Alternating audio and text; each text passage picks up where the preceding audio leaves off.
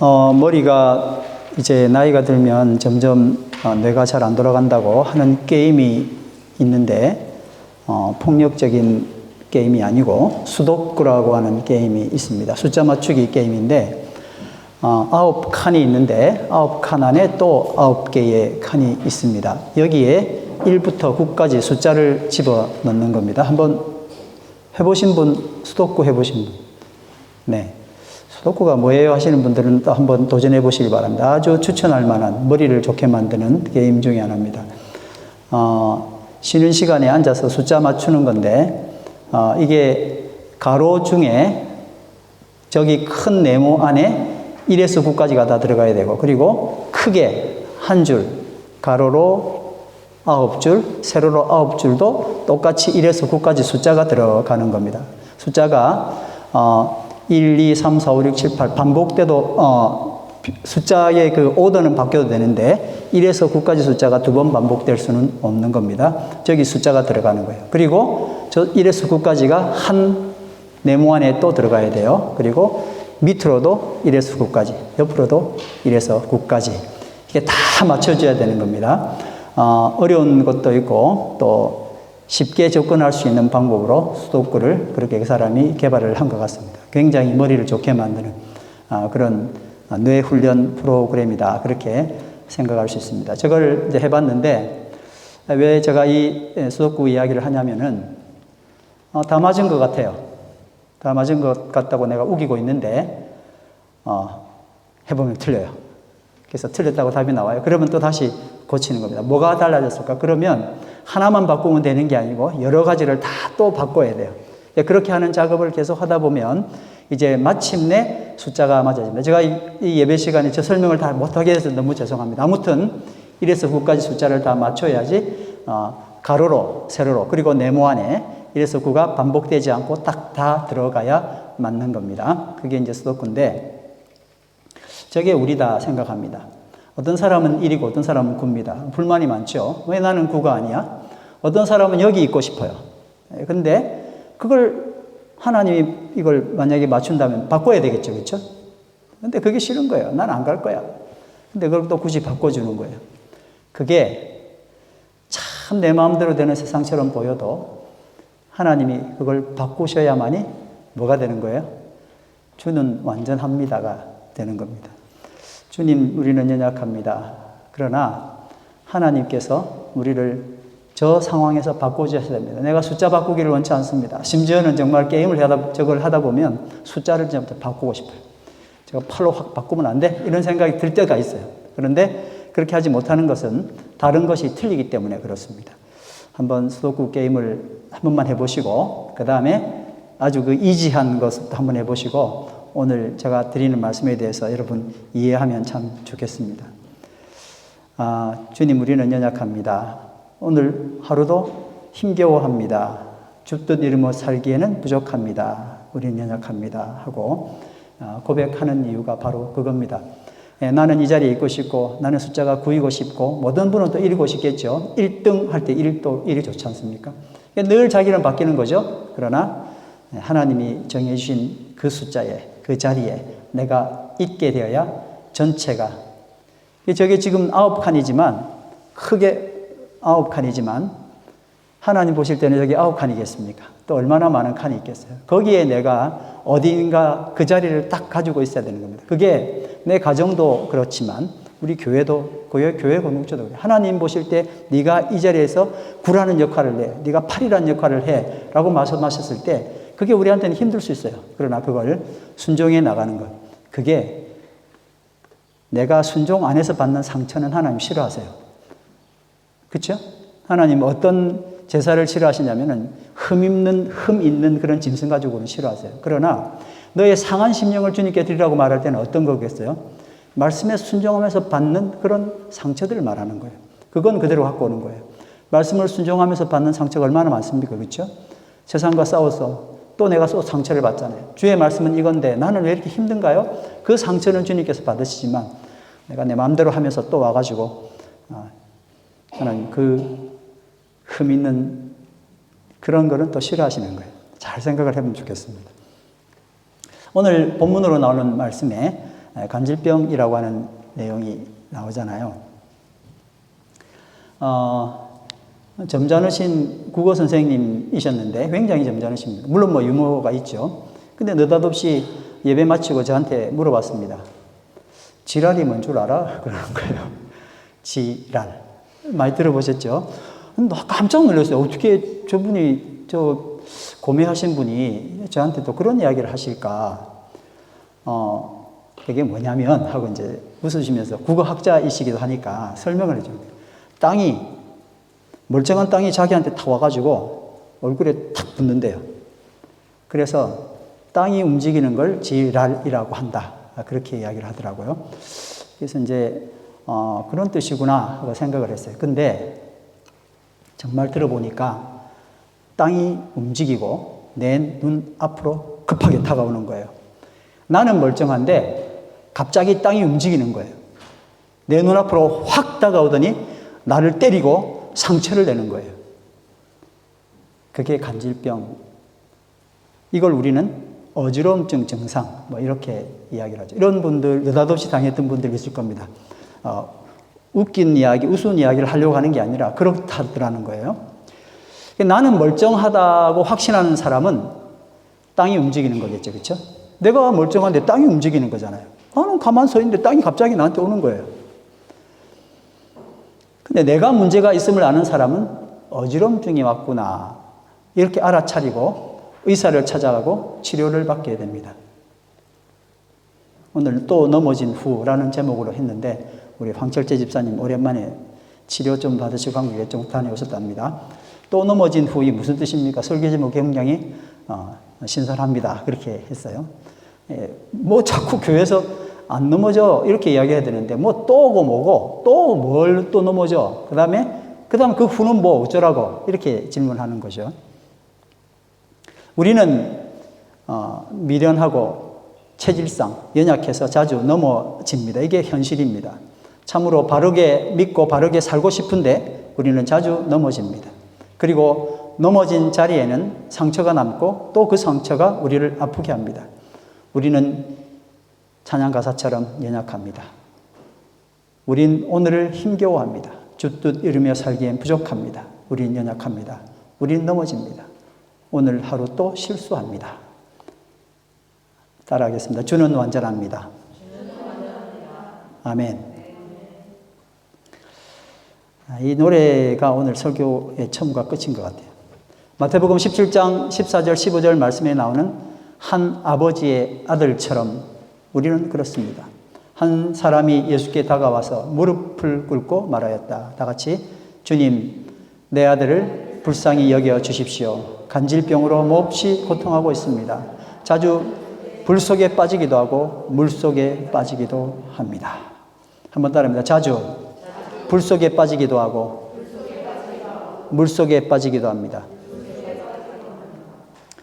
우리는 의인이라는 단어를 들을 때 사전에서 의미하는 대로 의롭고 착하고 고결한 인격자라고 그렇게 늘 생각했습니다.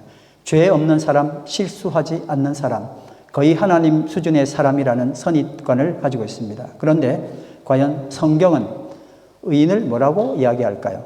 창세기 6장 9절 말씀해 보니까 다 같이 읽습니다. 시작. 노아는 의인이요 내 완전한 자라 그는 하나님과 동행하였으며 이렇게 기록되어 있습니다. 이런 창세기 6장의 의인인 노아가 9장에서는 술에 취했다는 기록을 보면서 살짝 당황을 합니다. 이래도 되는 거야? 21절 말씀 다 같이 읽습니다. 시작. 한 번은 노아가 포도주를 마시고 취하여 자기 장막 안에서 아무것도 덮지 않고 벌거벗은 채로 누워 있었다. 우리가 생각하는 의인은 술에 취하지도 않고 실수도 하지 말아야 하는데 어찌된 영문인지 알 수 없습니다. 주님은 분명히 의인이라고 이야기했는데요. 그렇다면 성경은 의인을 어떻게 정의할까요? 성경의 정의가 중요하죠. 잠언 24장 16절 말씀 다 같이 읽습니다. 시작. 대저 의인은 7번 넘어질지라도 다시 일어나려니와 악인은 재앙으로 말미암아 엎드려지느니라. 의인에 대해서 성경은 7전8기라고 이야기를 합니다. 그런데 악인은 뭐라고요? 재앙으로 말미암아 엎드려지느니라 그랬습니다. 의인은 어떻게 한다고요? 다시 일어나려니와 악인은 어떻게 한다고요? 재앙으로 말미암아 엎드려지느니라. 우선 이 말씀으로 우리가 일반적으로 생각했던 의인의 정의와 성경이 말하는 의인의 정의에는 큰 차이가 있음을 발견합니다. 먼저 의인은 결코 넘어지지 않는 사람이 아니라 넘어져도 일어나는 사람입니다. 여러분 어떻게 생각합니까? 3번 정도 넘어지고 그 다음부터는 안 넘어져야 의인 아닙니까? 3번까지는 봐줄게. 4번째는 그러면 안 돼 라고 이야기하고 싶겠지만 솔직히 나는 얼마나 많이 자주 넘어졌습니까? 그 이후에 또 여러 번 넘어져도 누가 의인이라고요? 일어나는 사람이 의인이다 하는 겁니다. 이 말씀에서 의인의 의미를 정확하게 하기 위해서 악인과 비교를 해봤습니다. 이 말씀에서요. 악인은 악을 많이 행한 사람인 줄 알았는데 이 말씀의 정의에 의하면 재앙으로 엎드려진 사람이 악인이었습니다. 재앙으로 다시 일어나지 못하는 사람이 악인인데 일어나지 못해서도 억울한데 거기다가 악인이라고 말하는 게 너무 마음에 힘을 빼게 만듭니다. 어지럼증으로 누워있는 저 사람은 본인만 모를 뿐 나는 바로 섰다며 나를 무시하냐며 의사의 처방을 무시하고 자기 정의를 구현하기 위해서 의사에게, 가족에게, 친구에게 가진 횡포를 부립니다. 그래서 그게 악인인 겁니다. 여러분 과연 재앙은 뭘까요? 분명 넘어졌음에도 나는 문제없다고 굳게 믿고 있는 것, 이게 재앙 아닙니까? 그러니 지금 나는 영적으로 어지럼증 증상으로 넘어져 있는데 그런 게 아니라며 스스로 우기는지 자신을 잘 살펴봐야 합니다. 그런데 성령의 음성도 그렇고 내가 봐도 그렇고 여러 사람이 당신 지금 넘어졌어 라고 눈치를 줌에도 그걸 부정하는 이유가 뭘까요? 조금은 넘어졌지만 나는 다 넘어지지는 않았어 라고 생각을 하죠. 지금껏 우리가 생각하는 악인과 의인의 기준은 세상적인 선과 악 행위의 유무였었습니다. 그렇죠? 그런데 성경적인 의인과 악인의 기준은 실패, 좌절에서 일어나느냐 일어나지 못하느냐에 달려 있었던 겁니다. 생각이 많이 다르죠. 누가 의인이고 누가 악인인지는 넘어졌는데 일어나느냐에 대한 문제라 하는 겁니다. 우리 크리스찬들은 그동안 넘어지지 않는 게 의인이다, 실패하지 않는 게 의인이라고 생각하며 넘어지지 않는 삶을 살려고 노력을 해왔습니다. 또 틀리지 않은 이야기입니다. 그래서 그런지 믿지 않는 사람들보다 넘어지는 것에 대한 크고 작은 트라우마가 있습니다. 더구나 누구보다 경건하게 살려고 했던 사람들에게는 이 넘어짐에 대한 부담이 다른 사람에 대해 더 큽니다. 넘어지면 세상 다 끝난 것처럼 절망하죠. 그래서 안 넘어진 척 하는 겁니다. 여러분 양복 혹은 양장 잘 빼입고 멋진 구두 신고 길을 걷다가 미끄러진 경험 한두 번 다 하셨죠? 자, 그 다음 어떻게 하셨습니까? 아무렇지도 않은 척 일어나가지고 다시 똑바로 걷고 어디를 찾아가죠? 예, 소리 지를 만한 곳을 찾아가서 거기 가서 한번 소리 지르고 아야! 한번 해야 합니다. 아무 일 없다는 듯 일어나며 슬문 곳 찾아서 아픔을 토해내는 것, 이게 우리의 모습입니다. 이렇게 우리는 살면서 크고 작은 넘어짐을 경험합니다. 언제든지 넘어집니다. 한번 따라서 언제든지 넘어지는구나. 그게 인간이라 그래요. 4발로 걷는 짐승이 아니라 2발로 걷기 때문에 우리는 어차피 넘어집니다. 노아도 아브라함도 다윗도 연약한 인간이기 때문에 넘어졌습니다. 그리고 여러분 잘 아시는 것처럼 악인의 계획적인 방해로도 또 넘어지게 됩니다. 정말 계획적인, 정말 골탕 먹이려고 작정한 경우가 참 우리 주변에 있죠. 시편 37편 32절 말씀 보니까 시작. 악인이 의인을 엿보아 살해할 기회를 찾으나. 악인은 의인의 약점을 알아요. 의인은 의롭기 때문에 그냥 의만 행할 것이기 때문에 그 약점을 가지고 달라드는 거예요. 시편 34편 19절 말씀 시작. 의인은 고난이 많이. 그러니까 의인이라고 하는 말 자체가 이미 고난 덩어리에 넘어짐에 일단 노출되어 있는 겁니다. 계속 있습니다. 여호와께서 그의 모든 고난에서 건지시는도다. 아멘. 시편 56편 6절 말씀 시작. 그들이 내 생명을 엿보던 것과 같이 또 모여 숨어 내일 발자취를 지켜보나이다. 그래서 오늘 여기 온 것은 굉장한 기적입니다. 그런 많은 악인의 무리들의 내 생명을 엿보던 내 발자취를 지켜보던 그 많은 악인들의 엿봄, 기회를 틈탐이 하나님 그것들 다 막아주시고 여기 오게 만들어 주신 겁니다. 할렐루야. 또 하나는 내가 원치 않는 불가항력적인 천재와 인재로 넘어질 수밖에 없는 경우를 당하게 됩니다. 내 생각과는 전혀 관계없이 어느 날 갑자기 당하는 사고. 이것을 우리는 또 보통 재앙이라고 이야기하죠. 우리는 이런저런 이유로 계속 넘어집니다. 한 번 더 따라합니다. 아, 우리가 넘어지는구나. 넘어져서 힘들고 또 넘어진 사슬이 힘들고 안 넘어진 척 해야 하니 힘듭니다. 목사가, 집사가, 장로가, 회장이 뭐가 그까짓 것 때문에 넘어졌냐라는 주변의 시선도 또 힘을 빼게 만듭니다. 시편 37편 24절에서 26절 말씀 읽어보겠습니다. 시작. 그는 넘어지나 아주 엎드려지지 아니함은 여호와께서 그의 손으로 붙드심이로다. 내가 어려서부터 늙기까지 의인이 버림을 당하거나 그의 자손이 걸식함을 보지 못하였도다. 그는 종일토록 은혜를 베풀고 구워주니 그의 자손이 복을 받는도다. 아멘. 참 놀라운 말씀이죠. 시편 37편 여기서 악인과 의인을 비교하며 그들의 삶을 풀어놓은 시입니다. 그래서 그는 넘어지나의 그는 바로 의인을 말하죠. 이 말씀에서 의인은 넘어진다 하는 말씀이 우리 주의를 끕니다. 목사님, 의인 넘어진다는 이야기 너무 자주 하시는 거 아니에요? 아니요, 이걸 이야기를 해야 되는 거예요. 의인은 안 넘어져. 이 생각이 너무 우리를 오랫동안 지배했거든요. 의인은 넘어져요. 의인이 넘어진다는 이 말씀이 우리 주의를 끕니다. 이 말씀은 우리에게 은혜와 새로운 길을 마련해 줍니다. 우리가 종종 넘어지고 힘들었던 이유는 저 의인이라고 자부하던 사람이 분명 넘어진 것을 봤는데 그것을 우기며 나를 실망시켰기 때문입니다. 한번 따라합니다. 의인도 넘어진대. 시작. 의인은 넘어집니다. 나도 넘어지고 그도 넘어집니다. 그러니 이럴 수는 없습니다. 나는 넘어져도 너는 넘어지지 마라. 그렇게 말하죠. 목사님은 넘어지면 안 되죠. 네.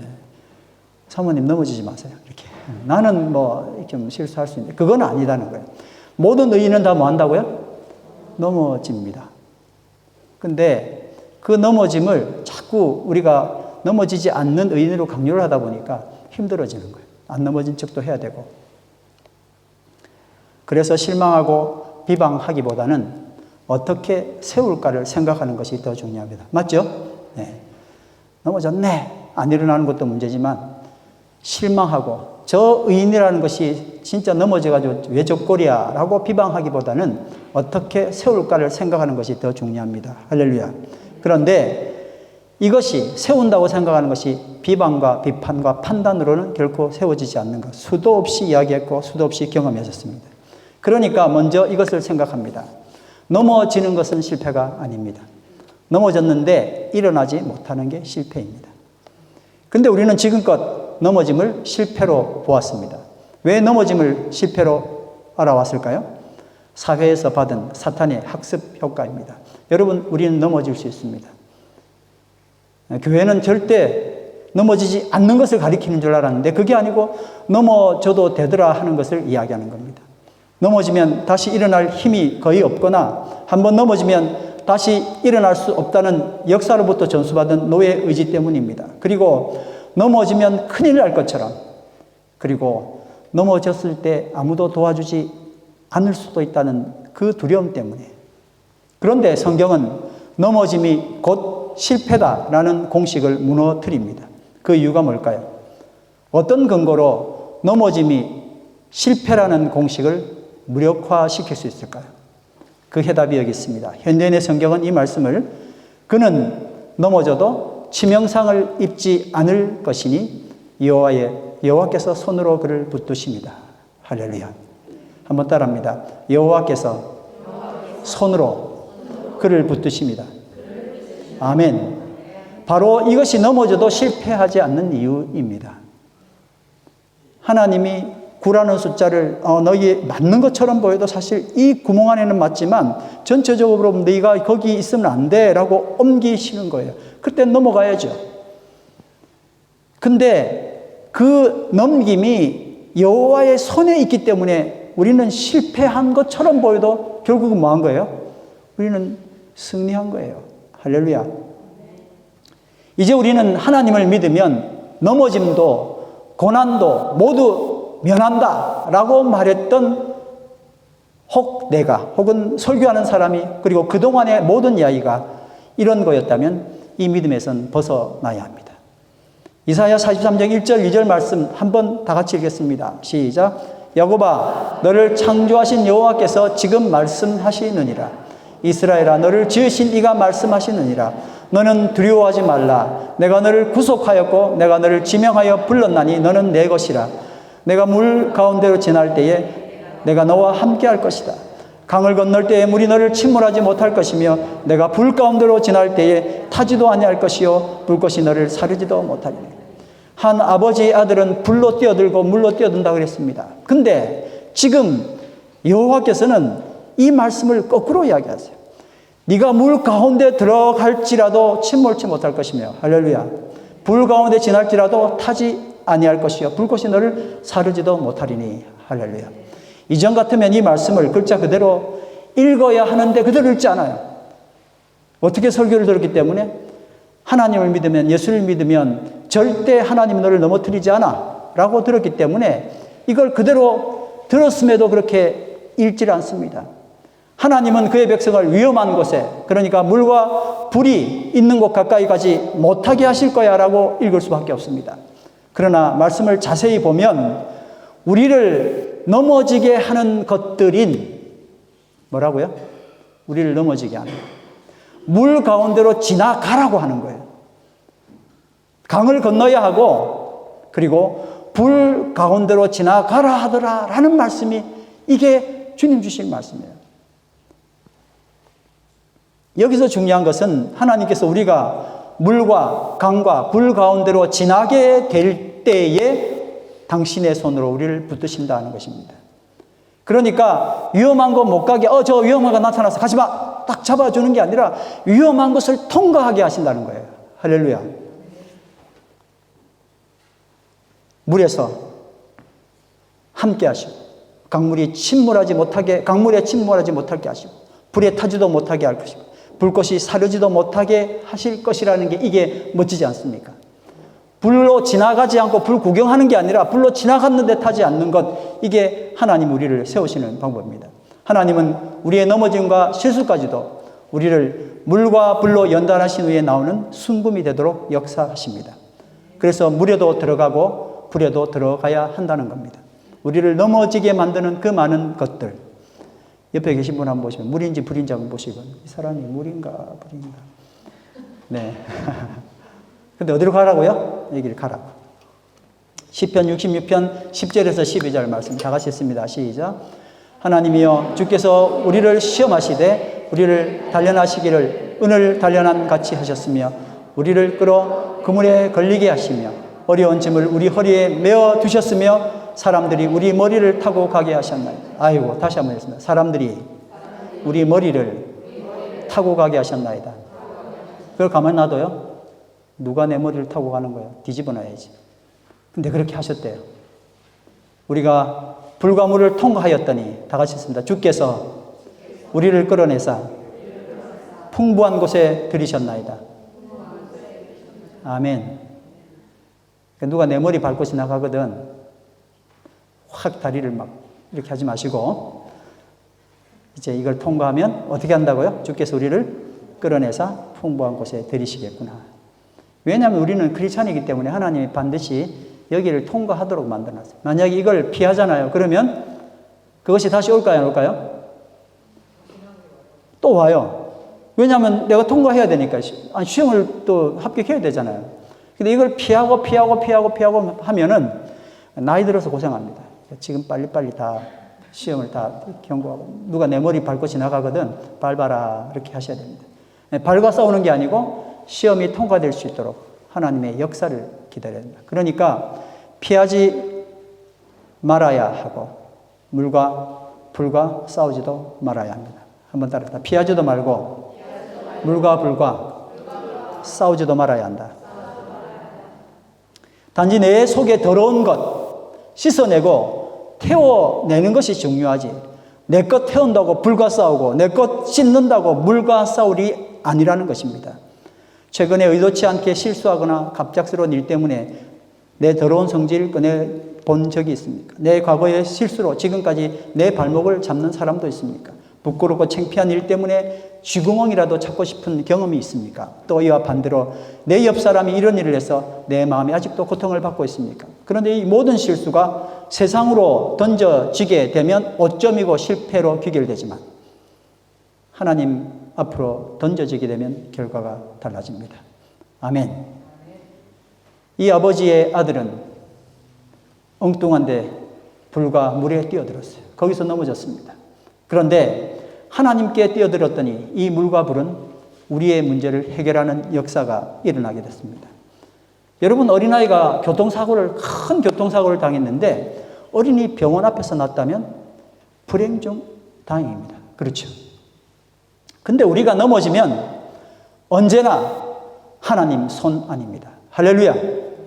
시편 139편 7절에서 10절 말씀 다 같이 읽습니다. 시작. 내가 주의 신을 떠나 어디로 가며 주의 앞에서 어디로 피하리이까? 내가 하늘에 올라갈지라도 거기 계시며 음부에 내 자리를 펼지라도 거기 계시니이다. 내가 새벽 날개를 치며 바다 끝에 가서 거할지라도 곧 거기서도 주의 손이 나를 인도하시며 주의 오른손이 나를 붙드시리이다. 아멘. 주님 벗어날 만한 새벽 날개를 펴고 저 서쪽 하늘 동쪽 하늘 끝까지 간다 할지라도 주님 손바닥이더라 하는 겁니다. 내가 어디서 넘어지는 거예요? 주님 앞에 넘어지는 거예요. 어린아이가 사고가 났는데 어린이 병원 앞에서 사고 난 거예요. 우리가 넘어졌는데 어디서 넘어진 거예요? 주님의 손바닥에서. 하나님은 언제나 어디서나 나의 넘어짐을 아십니다. 그래서 나의 넘어짐조차도 실패가 아닌 축복으로 변화됩니다. 어린아이 걸음마 하는 거 보셨죠? 일어났다가 또 엉덩방아 찍었다가 수백 번 하고 났더니 다리에 힘이 생기더라. 100번, 1000번 정도 하는 겁니다. 근데 그거 부모들이 아이고 잘한다 이러지, 이거 또 넘어졌어 저 자식, 그렇게 말하는 부모는 없습니다. 축복입니다. 부모를 만난 건 축복입니다. 그래서 결국 모든 것이 다 하나님의 섭리로 세상이 아름답게 변하게 될 것입니다. 나 때문이 아니라 하나님 때문에 의인 되는 것입니다. 그런데 이런 은혜를 모르거나 잊고 내가 넘어질 때마다 주변의 모든 것에 원망을 늘어놓는 습관은, 그런 습관을 가진 사람이 있다면 너무나 안타까운 일입니다. 이와는 반대로 또 내 이웃이 넘어졌을 때 기다렸다는 듯이 달려가 내 하는 꼴을 보니 당연한 결과다 하며 그를 정죄하는 마음을 갖는다. 이 둘 다 재앙입니다. 마태복음 10장 14절 15절에 나오는 한 아버지의 고통은 예수님을 찾게 된 은혜가 되었습니다. 아들이 간질병으로 자주 불 속에 빠지고 물 속에 빠지는 것은 아비로서 죽음보다 더 극한 극형이었지만 이제 그는 은혜의 물과 불에 빠지는 극형이 아니라 극락을 경험하게 되었습니다. 시편 43편 4절 5절 말씀 다 같이 읽습니다. 그런즉 내가 하나님의 단에 나아가 나의 극락의 하나님께 이르리이다. 하나님이여 나의 하나님이여 내가 수금으로 주를 찬양하리이다. 내 영혼아 내가 어찌하여 낭망하여 내가 어찌하여 내 속에서 불안하여 하는고. 너는 하나님을 바라라. 나는 내 얼굴을 도우시는 내 하나님을 오히려 찬송하리로다. 할렐루야. 오늘 이 말씀을 들으시고 집에 가면서 또 다 잊어먹는 게 아니고 이제 내가 넘어질 때, 넘어지는 건 당연해, 내가 주님을 찾을 거야. 이 아버지처럼 주님을 찾고 내 얼굴을 도우시는 하나님께 오히려 찬송하기를 간절히 바랍니다. 넘어져도 일어나는 것이 의인입니다. 그런데 넘어지는 것은 우리 몫이지만 일어나는 것은 우리 몫이 아니더라. 우리 전공은 넘어지는 겁니다. 한번 따라합시다. 우리 전공은 넘어지는 겁니다. 자, 옆 사람에게 시작. 내 전공은 넘어지는 거예요. 그리고 우리를 세우실 분은 하나님이시다 라고 선포해야 됩니다. 나를 세우실 분은 하나님이시다. 그분이 우리를 세우시고 이렇게 말씀합니다. 내가 세웠으니 이 아이는 의인이다. 내가 세웠으니 이 아이는 의인이다. 결국 의인은 따라합니다. 의인은 넘어짐을 두려워하지 않는 사람. 더 멋지게 됐죠, 그죠? 의인은 넘어지는 사람인 줄 알았는데 그게 아니고 넘어짐을 두려워하지 않는 사람입니다. 왜냐하면 아버지가 계시기 때문에. 아버지가 없는 사람은 넘어지면 끝납니다. 정말 견디기 힘들죠. 넘어진 것도 서러운데 또 넌 왜 넘어졌어? 하고. 예, 우리 어릴 때 그런 경우 많이 하셨었죠, 그렇죠? 아버지가 있는 애들은 넘어져 어이구 하고 얼른대는데 아버지 없는 애, 엄마 없는 애는 그냥 저쪽에서 또 야단만 맞고 있는 거예요. 뭐 어디를 보고 다니는 거야? 이렇게 이야기. 든든한 부모를 두고 있으니 넘어져도 일어날 것입니다. 넘어지면 나를 일으키실 부모님을 바라보게 됩니다. 할렐루야. 일으키실 부모가 없다면 넘어짐을 두려워합니다. 일으켜줄 부모가 없는 것이 바로 재앙입니다. 겨우 일어섰는데 또 넘어졌으니 누가 도대체 나를 넘어뜨렸나 주위를 살펴보게 됩니다. 주변을 원망합니다. 더구나 누가 봐도 넘어졌는데 안 넘어진 것처럼 연기하면서 자신의 넘어짐을 숨깁니다. 그러다가 넘어짐을 인정할 수밖에 없게 되면 변명합니다. 물론 남 탓을 하게 되겠죠. 남 탓해야 그나마 스스로에게 정당성이 됩니다. 그런데 부모가 계심에도 불구하고 넘어질 때마다 주변을 원망하고 넘어진 것을 숨기고 변명하고 남 탓으로 자신의 넘어짐을 정당화한다면 그걸 보는 부모는 정말 너무나 많이 안타까울 겁니다. 하나님이 그러하실 겁니다. 넘어짐에서 우리가 배워야 하고 익혀야 할 긍정적인 것들을 전혀 습득하지 못하고 화내고 불만을 터뜨리는 것에 익숙해진다면 부모는 물론 그 주변 사람들과 자기 자신에게 얼마나 큰 소실입니까? 바로 이것이 또 재앙입니다. 그러니 우리의 태도가 달라져야 합니다. 아까 이야기한 것처럼 우리는 넘어짐이 전공입니다. 그리고 하나님은 우리를 세우십니다. 그리고 그렇게 세우심을 받은 나를 의인이라고 칭하십니다. 그러니 넘어지면 탓할 주변을 보고 몇 날 며칠 잠을 설치고 그를 넘어뜨릴 계획을 세우는 것이 아니라 날 일으켜 세우실 주님을 바라봐야 합니다. 아멘. 마태복음 17장 14절 15절에 나오는 말씀, 그 아버지처럼 우리도 아버지 앞에 주님 앞에 나와야 합니다. 나를 넘어뜨린 원인을 찾아 싸울 것이 아니라 주님 앞에 나와야 합니다. 다 같이 읽습니다. 한 사람이 주님께 다가와서 무릎을 꿇고 말하였다. 주님, 내 아들을 불쌍히 여겨주십시오. 간질병으로 몹시 고통받고 있습니다. 자주 불 속에 빠지기도 하고 물 속에 빠지기도 합니다. 비키세요. 됐어요. 그냥 누워있을게요. 이래도 문제없고 잘 사는데 뭔 상관이요. 이게 또 재앙입니다. 주님 앞에 나가지 못하게 하는 것 모두 다 사탄의 속삭임입니다. 사탄은 나에게 내가 충분히 문제를 해결할 수 있다고 속삭입니다. 그래서 주님께 나가지 못합니다. 바꾸어 말하면 예수님을 거부하는 겁니다. 대신 주변을 총동원시킵니다. 충동시킵니다. 고통에 빠뜨립니다. 이런 경험이 자꾸 반복되면 같은 상황이 올 때 또 같은 길을 가게 됩니다. 이것 또한 재앙입니다. 그러니 이 마귀의 유혹에서 벗어나야 합니다. 마태복음 10장 18절 말씀 다 같이 힘내어 읽습니다. 시작. 그리고 예수께서 귀신을 꾸짖으셨다. 그러자 귀신이 아이에게서 나가고 아이는 그 순간 나았다. 할렐루야. 자, 금주의 암송 말씀입니다. 다 같이 읽습니다. 주님, 시작. 주님, 내 아들을 불쌍히 여겨주십시오. 간절병으로 몹시 고통받고 있습니다. 자주 불 속에 빠지기도 하고 물 속에 빠지기도 합니다. 여기서 중요한 말씀은 뭘까요? 주님이라고 고백한 것입니다. 주님께 나와야 해결되는 겁니다. 객관적으로 내가 넘어졌다는 것을 어떻게 알 수 있습니까?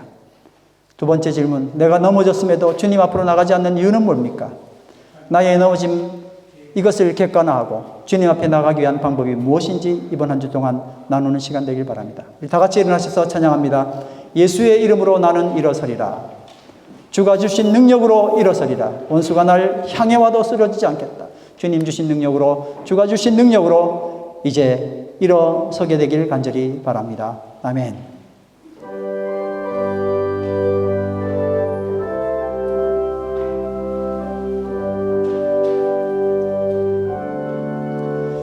예수의 이름으로 나는 일어서리라. 주가 주신 능력으로 나는 일어서리라. 원수가 날 향해 와도 쓰러지지 않으리. 주가 주신 능력으로, 주가 주신 능력으로, 주가 주신 능력으로 일어서리.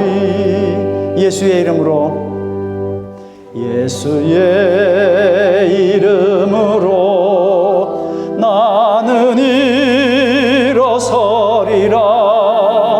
주가 주신 능력으로 나는 일어서리라. 원수가 날 향해 와도 쓰러지지 않으리. 주가 주신 능력으로, 주가 주신 능력으로, 주가 주신 능력으로 일어서리. 오늘 말씀을 생각하시면서 함께 합심하여 기도하겠습니다. 하나님, 우리는 너무나 연약합니다. 우리는 또 넘어질 수밖에 없습니다. 내 자신의 힘도 없지만 또 주님께서 나를 붙드셔서 이쪽으로 저쪽으로 옮기실 때 또 우리는 넘어집니다. 우리는 내가 원하는 숫자가 아니기 때문에 또 힘들어하고 넘어집니다. 그럴 때마다 이제 지금까지 해왔던 방법으로 넘어져 실패한 사람이 아니라 넘어져서 다시 일어날 수 있는 은혜가 있기를 간절히 바랍니다. 그 아버지가 자녀의 물에 빠진 불에 빠짐을 보고 고통하다가 주님을 찾아와서 결국 문제를 해결했던 것처럼 하나님, 저희가 주님 앞에 이제 기쁨으로 나가기를 원합니다. 주님의 완전하심, 그 믿음을 주님 우리는 가지기를 원합니다. 주님, 우리를 붙들어 주시고 주의 능력으로 함께 해주시길 간절히 바랍니다. 다른 세상의 어떤 것, 내 자신의 힘, 내 이름으로 일어나는 것이 아니라 주가 주신 능력으로 일어나기를 간절히 바랍니다.